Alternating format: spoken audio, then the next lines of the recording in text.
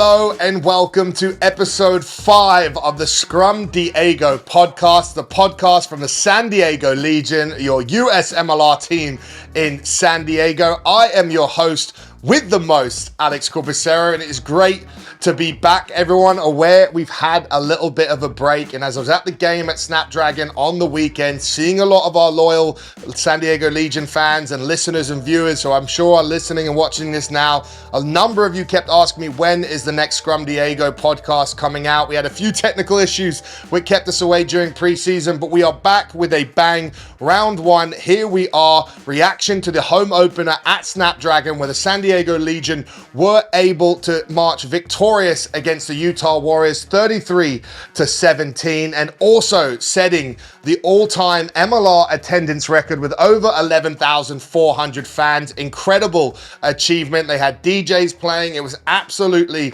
amazing. DJ Z-Trip doing a set after the game, which was just phenomenal. Loads of people checked that out after the game. The atmosphere, the vibes, it was absolutely incredible. And this is the way the Scrum Diego podcast is going to work this season. So we're going to have reaction from the games on the weekend. We're going to have a guest or insightful insight behind the scenes, some interview story from one of the players or someone associated with the San Diego Legion. And then we're going to look ahead to the game on the weekend. So to do that, we have 2 guests this week. Our first guest is head coach Danny Lee from the San Diego Legion. We talk status report of how preseason went, where the team are now, his thoughts on the opening game, and looking ahead to the Free Jacks, and much, much more. And then we have Ryan Matyas on, San Diego Legion player, who also got his 50th MLR cap on the weekend. An amazing ceremony, amazing achievement, and such an incredible servant to the game of rugby. We thought we'd get both of those guys on this week to start the season of the Scrum Diego podcast with an absolute bang. So let's get into our Danny Lee interview now.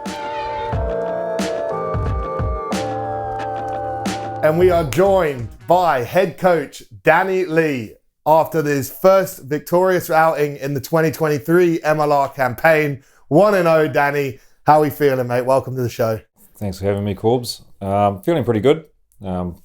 Just don't really want to get ahead of ourselves at the moment. It was a good performance. Obviously, first up game against a pretty formidable opposition. We'd played them in the preseason game, but I think they'd learned a lot about us, and I think overall probably knew more about us than what we did of them. Gave them a bit of a head start, but yeah, new stadium, massive crowd, first up win, so can't ask for any more. Yeah, I was going to ask you about that. I think a lot of people looking from the outside in will see, why are they playing the same team they're playing in round 1 in their only preseason game? And then the second off, I do agree with you that I think us being a new team and using that game to sort of try and show what we're about, with them being a lot more continuity in the team, gave them a bit more time to maybe prepare for what they saw from us in that opening round. Yeah. Firstly, we had organised a pre-season game with those guys. They'd come here, use the OTC, Olympic Training Centre, and had booked that in sort of months ago. And then the next thing, the draw comes out and we're playing them first game. So it was, by that stage, it was too late for them to change, and also it was too late for us to find another team to play. All the other teams in the comp that are effectively close enough to us already had preseason games. So that's just how it sat. I mean, we'd tweaked a few things as well from what we'd done the week prior in the preseason games. But yeah, I agree. I think, in terms of the continuity within the squad and what they could see out of us, probably gave them the advantage slightly. And both teams, to be fair, did change a few things in that first game, whether it was some attack strikes or whether it was defensive layout. So it just was what it was. Yeah, it was the same for both teams. And then let's talk the day and the event before we get into the game a bit more. Like, what an achievement for the MLR, but also from San Diego Legion, from the ownership group, front office, everyone there to set the new attendance record and that game at Snapdragon, to play in that brand new stadium and also play quite an exciting brand of rugby all on a whole. It was a big positive for everyone. Yeah, it was phenomenal. I mean, it had been something in the pipeline trickling along for 6, 7, 8 months for us, let alone the months and the years prior to that. And we owe a lot, obviously, to our ownership and Ryan Patterson and Darren Gardner getting us on the big stage with a stadium like that, and being able to put on entertainment for our locals. It was one of those things, though, as I said to both of them, it was the first time, I think, in the last year that I felt that it was a true rugby game here in the States, in terms of a proper stadium, proper dimensions on the ground, and the fans that came out to support it. It felt like you were playing anywhere in the world. So it was an awesome occasion. The people that came out to support, the front office had been pumping the tickets, and the promotional team and the marketing team had done a phenomenal job getting the people out to the game. And as you said, I think the way that we played, that Legion style of being able to be up front pretty strong, but able to use the ball around, create an entertainment factor that I think and I hope people loved and will keep coming back in the weeks coming. I agree, because we talked pre-season, and talked about some of the frustrations of the venue you had to play at last year. Not really having enough time to recruit a team, and also have very little pre-season time and disjointed arrivals and stuff to really come in as a new coach in this league and put your stamp on it. That game you must feel a lot better about, and it shows that you weren't just blowing smoke and talking smoke earlier, that I do think a lot of those things you were saying are actually true and evident from people who watched. Yeah, and we've spoken at length about last year and how things happen really late, our home ground, and a lot of that was for me thinking, look, this is just the way it is here in the States, and hopefully being able to build on that. And we spent the off season taking a lot of those lessons that we'd learned, looking hard at ourselves and what we had to do to put a team that could win the competition on paper. So there was a lot of work gone in that, and then obviously with the stadium the way it is. So we weren't probably blowing too much smoke around the place, but it was just a relief really to make sure that everything that we'd been talking about and the things that we'd changed actually came to fruition on Saturday night. And then how have you felt, pre-season on a whole has gone? You've got one game in the books. What's the status report from you so far from the helm? Yeah, I think, as you said before, we managed to start our pre-season a little bit earlier. We got the boys over here and training earlier. The culture was growing, and I think it's still growing. Realistically, it's still short, the pre-season here in this country, and we effectively had one serious pre-season game. So I was just relieved that, playing a formidable team like Utah first up, it could have had its problems. And it did, through big parts of that game. And, as I said before, we're pretty stoked to come away with the win with the bonus point. But in terms of the preseason window and getting these guys on the same page, I think that's still going to be building. I think there's still a lot that's going on even now. There was a big push around the big rocks and the way that we want to play the game, and that we were never going to be ready 100% game one. But that foundation's now sort of starting to cement itself, and now we just start to add some detail around it. We bring the guys in closer, and that culture will grow. So hopefully as the weeks go on, we'll grow on and off the field as a team. And then the actual game itself, what did you make of it? Styles clash a little bit with Utah. They're a big physical pack, have some strong ball carriers. How did you feel like the game went?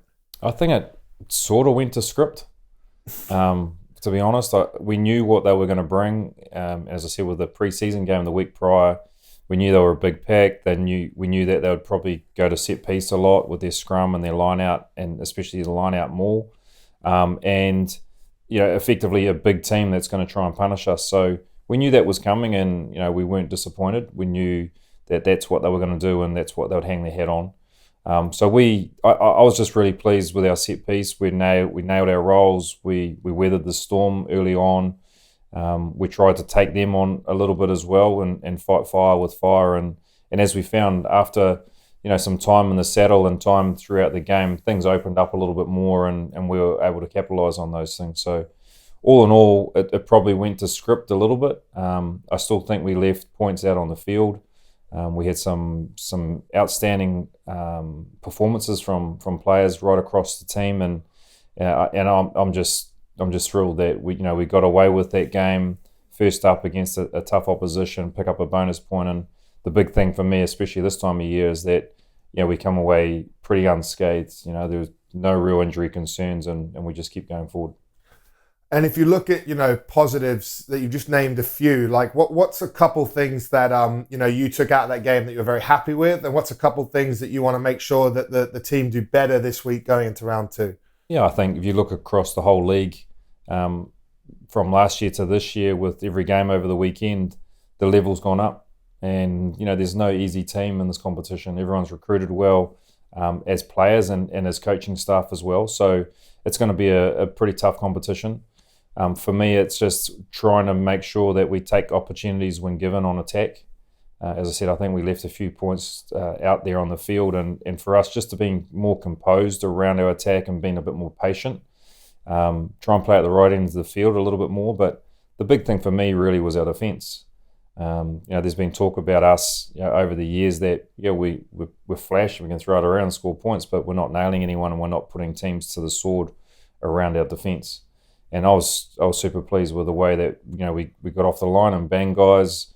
We've spoken at length about our personnel this year, and those guys really stood up. So we'll score points, but I think the winning of this competition will be defence. So that gets me on to sort of personnel and some of the players. And I think, let's talk with some of the new players. Obviously, strong year of recruitment, and I think a number of those people stood up. You've got a brand new player in Blair Cowan, who's now your captain, Sama Malolo, Tupou, number of players I think who had standouts. What did you reckon from the new guys first? Yeah, I think you named them all. All those guys stood up. Blair, outstanding captain, leader of men. He's experienced enough as a player and as a captain to be able to do the right things at the right time. But he led by example. You didn't see him sort of floating around too much. He was into his work. He was banging guys. He was jackling the ball, and the boys just got up and followed him. You hang on the back of him a guy like Sama Malolo, who's going to just start punishing people with his carry and with his defence, and then Tupou jumps on the back of him with some more of the same. Some hard carries and some defensive hits. The other main guy I think that stood up on the weekend for us was Josh Henderson. He only came in late last year, played probably 2 or 3 games for us, but ran the cutter, made the right calls at the right time, kicked the ball superbly. And for a guy that hasn't played a lot of time with us as a team and in this league, I thought he was outstanding. There's another number of new guys who played well, but what about some of the returning guys that you've been impressed with this season or who thought stood up and are taking ownership in the team? Yeah, we've got a few guys across the park in those areas. Nate Sylvia, pretty much turning him into a tight head at the moment. I thought he performed outstandingly in a new position. You bring back his other propping mate, Otti, who's been away from Legion, but has been enough times here in the saddle with us, who again anchored the other side of the scrum. But some of the other guys in the backs, Nate Augsburger was outstanding, I thought, who's a scrum half, and he's been moved around a little bit, even with the Eagles, and we end up playing him on the wing. But for a guy that is possibly starting halfback, playing on the wing in a slightly foreign position, he's scoring tries, he's making tackles, turns up in the right place at the right time, has a bit of spark, but gets into his work. Anything that's required, he just gets it done. So there's a handful of those guys that have been here, established rugby players, that just has bought into everything that we're trying to do, got on the back of some of those new foreign players and are leading the way. And then, got to touch on Ryan Matyas quickly. Obviously, didn't get loads of time on the field, but got his 50th cap for MLR. Just a little bit on him and how he is around the squad and what an achievement that is for him and Legion. Yeah, he's just come in. Yeah, he's just outside. So I thought, I'm going to say some nice things. But no, Ryan's an outstanding human being. He's been there and done that within the rugby circles with 7s, 15s, with us, with the Eagles. And to have someone like him with his experience and even his fizz and excitement at this time in his career for us is a bonus. He's capable of starting games and playing and tearing open opposition. So we're pretty good in that space around our depth and competition within the squad. But for him, quality human being who's going to add a lot to our team this season, on and off the field. Awesome, amazing achievement. So he kind of wrapped up the event and the opener at Snapdragon, done and dusted. I'm sure you're happy to get that in the review. And now, if you've reviewed, on to preview Free Jacks round 2, who were probably one of the teams of last season, fell in a semi-final, but boy, were they a handful all year long and just running away with that East Coast and the league in total. Yeah, they're an outstanding team. They've played some very good footy, especially last season, and it was always a team that we kept an eye on. We never played them in the round last year, but we thought, gee, they're a team that will go through and will go deep in the competition. Unfortunately, we didn't go deep enough to come across them, but even this year, they've built on their squad from last season. They've got some really good systems going on. They've got quality players right across the park. They don't have too many chinks in their armour for us to try and dig too deep in there, but we've just got to be thinking about ourselves a little bit more this time of the year. Look at them in terms of possible opportunities here and there, but I think for us going into this weekend's game, it's more on us. It's more on getting our systems right, doing what we're good at, and then hopefully that's enough to put them under pressure and come away with points. And what did you make of their opening game against NOLA? I think it was the conditions didn't help either of the teams. Pretty windy type of game, a few errors here and there. But I think they proved that they're a quality team by the way that they play. I mean, their set piece is strong. Their backline's efficient at what they do. They have the ability to be able to be really direct in what they're doing, but also have that ability to be able to use the ball and get into space and start razzling. So they're going to be an opposition that we're going to have to keep a close eye on. But at the same time, I think there's opportunities for us out there on the field.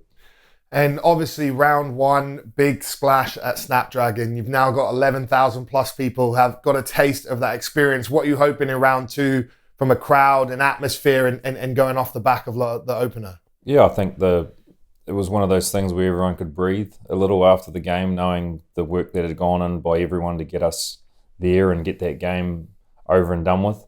There was a whole lot of people that were exhausted, I'll tell you that. But you can always be exhausted as long as you've had that win. And so on the back of that win, you look back and reflect and you say, outstanding day, everything went perfectly well. The way that we were able to use the stadium and get the fans along and going forward, we just have hoped that we've played well enough last week and showed that entertainment factor, the wow factor around the stadium, and got the people out to see what beautiful rugby can be. And hopefully on the back of that, they tell their friends and we get even more people coming along this Sunday. Awesome, Danny, mate. Wishing you and the team and myself all the best, as well as the top one, juggling the hat of host and coach at the same time. But expect a tough set piece battle. I thought it's gone very well against NOLA. Lots to talk about that I could debrief, but thank you very much for your time, mate. And we look forward to having you on Scrum Diego again soon. No problem. Cheers, mate. All the best. Cheers, boss.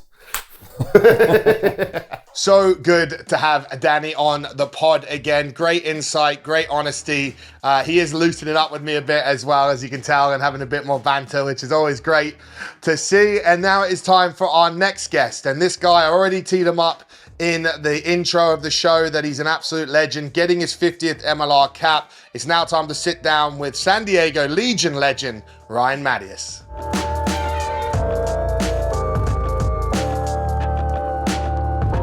And we are now joined by man of the moment, coming off an incredible achievement, Ryan Matyas, who just made his 50th MLR appearance, which is a very, very elite club in the MLR, with it only being such a brand new league. You're a one-team guy as well, getting those 50s all for San Diego Legion. How are we feeling, mate? And touch a bit on it. It was an amazing occasion. I mean, season opener, Snapdragon. I mean, you couldn't ask for anything better, right? As a player, and we got a very convincing win over Utah. So my family was there. It was an amazing experience. And what does it mean to you to hit that achievement, to be that? I always call you, Nate, a few guys like OGs, but that's a true OG status or a feather in your cap to wear for the rest of your life. No, it is, and it's being one of the inaugural teams, San Diego Legion, and actually a bit of history. I was the first player ever signed to San Diego, so that's always been a driving factor behind my pride in this club and why I want to continue to play my rugby here. And I've always, as a kid, I always looked up to athletes that always stayed at one team, and so that was very important to me to be able to stay with San Diego, and through the ups and the downs. To be able to play all 50 games here, be here from the very inception of the club, and to see what it's turned into now, and to see us playing at Snapdragon and setting MLR attendance records. I mean, it means everything to me. I mean, this club is my home, the city is my home, and to be able to do that, I mean, you couldn't ask for anything more. And let's talk a little bit about the journey. And, you're a true American rugby kid, have played this game a long time, and really sort of, been hanging in there in a time where professionalism wasn't a real true reality, other than maybe a bit of opportunity with the sevens, and you kind of plugged away, stay with it, and then were able to enjoy and experience this period of the MLR. Yeah, I mean, like you said, growing up in America, the only option to play professional rugby was doing that overseas. And when the opportunity came for me to be able to do that here in the United States, I actually did have some other offers overseas in Japan and Scotland. But I thought to myself, if I can't sit here and grow the sport from the roots, how do I expect anyone else to? You're right, being able to fight through that semi-pro club level, being with the sevens, trying to figure it out, going to Old Blue, going to New Zealand, kind of sticking it out and sticking on this path. And I'm very fortunate that my family supported me through this whole journey and backed and believed in me. And, my father believed in me from when I was a kid. He allowed me to not necessarily focus too much on school, but allowed me to work and helped me get over to the UK by matching half of whatever I saved to be able to go play club rugby. And for it to culminate to an international professional career, words just can't describe how lucky and how thankful I am to have that support system to guide me through that process to get here to San Diego. And some people will know, but a lot of people maybe not, will just see professional sports on the outside. But really, this is a labor of love and to make a living, to live in a place like San Diego, which is a very expensive place to live as well. It's one of the most beautiful, amazing places in the world. Talk a little bit about some of that sacrifice and that drive, because it wasn't always as pretty for you as well. No. I mean, just like you said, it's a growing league. As an American rugby player, I understand. We can't just say, well, we have a professional league now, and everyone's just going to make millions, right? I on the other side of that understand the logistics and the sponsorships and the sort of teething process. Personally, I started a business. I've been coaching youth rugby since 2011. And as the sport continues to grow, there's a lot of coaching opportunities that I've been lucky enough to have. And that's something I want to continue to do when I'm done playing, whenever that day is. So it's kind of a tandem of those two things in the off season that allows me to be able to be locked in and focused in on rugby in season. And again, I understand, it's gotten better since year one. And that's all anyone can ask for, is just an upward trajectory as far as pay or play and, the facilities and flights and food. I mean, all of it's gotten better since year one. And then when you talk about your own business, I think, some people might recognize the company because it's been promoted by San Diego Legion at time, but just talk a bit about your business and what you guys do, especially our hardcore San Diego audience. If they want to try and maybe help support one of their players, how can they find your business? Yeah, so my company is called Ocean Stone Architectural Lighting. We're a track lighting system that goes around the outside of a home, business, or fences or garages that you control from an app on your phone. For those that are interested, you just go to oceanstonelighting.com, or you can go to gemstonelights.com, type in your zip code, and it'll shoot you over to me, and we'll get you a free quote. That's so awesome, mate. I have some of the lights ourselves. I shout them out. You can use it on your phone. It's way better than putting up Christmas, holiday lights, any of that. It looks professional. It's HOA approved. It's legal by California code. There's a lot of positives we could ramp on, but make sure you check out Ocean Stone Lighting, Ryan Matyas, and you also employ a lot of other rugby players and guys in the community to help do some of the work for you as well. Yeah, I mean, I had those opportunities growing up through the rugby club. Someone was always helping out with landscaping or moving, whatever. So if I can provide those opportunities to players from a work side, but also from a coaching side, that's kind of my driving factors, right? People did it for me, and I want to make sure to be able to do it for the next generation. And then let's talk a little bit about like family life and at home as well. And you're not the only rugby player in the Matyas household as such. You know, your lovely wife Jordan. Like talk a little bit about that and your shared love of rugby. So we met at the Olympic Training Center back in 2017, and I pretty much knew I was done for once we met. She played 15. She plays sevens. She played in the World Cup. She played in the Olympics. I mean, being second best rugby player in my house isn't too bad. I'll take it. It's fine. I mean, you know, she's still an Olympian. You know, I still get to represent her. And no, it's we don't get to talk a whole lot of rugby though, to be honest. She kind of shuts it down once I get home. I get like a little bit of window, you know, about 30 minutes to kind of talk about, you know, training and stuff like that. And then she's just like, all right, cool.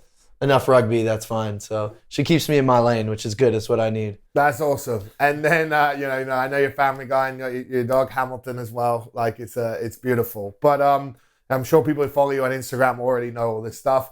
But I also want to talk a little bit about now and the season and how have you felt sort of pre-season has gone for the Legion?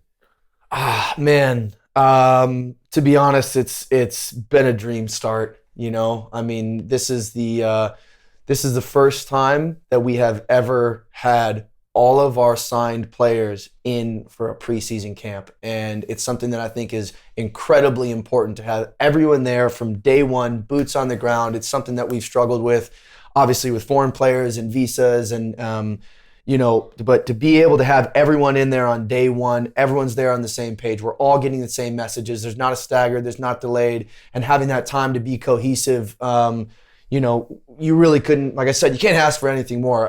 The energy's in the room. I can't explain it besides anything by using that term. I mean, that's it, right?